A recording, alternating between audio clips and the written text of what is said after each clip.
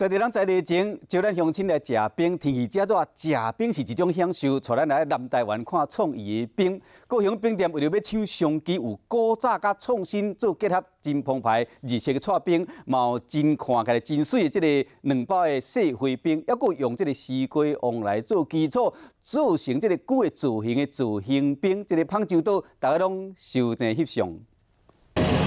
哇，这么大地碗公，先串冰落去。 然后该揽一罐这茶粉，再个串冰一层一层的铺起哩。这配料咧有蜜糖的蚵仔，还有红豆泥，这样澎湃日式的串冰上道了，让人感觉真享受。吃入嘴内有地香味，赞。它吃起来就是茶味很重，茶叶拿去磨成粉之后做成冰品。切开西瓜做底，挖出一球一球的果肉，然后再个放无共口味的冰淇淋，安尼是不是有成一只真古锥的菇类？伊的造型真趣味。 造型很可爱啊！另外用往来做成真有福气的往来菇冰，加一罐水果来食，酸甜酸甜的口感，这是店家的秘密武器。芒果青的元素跟乌龟的造型，做出不一样的冰品的创意。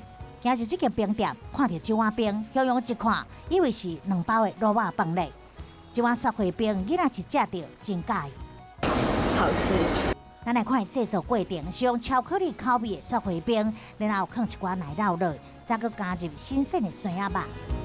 可以接受这样产品，吃得更有趣。热天吃冰，店家是非常有创意，除了口味爱有特色以外，这外观嘛爱吸引人，这当讲是消费者喜爱的原因。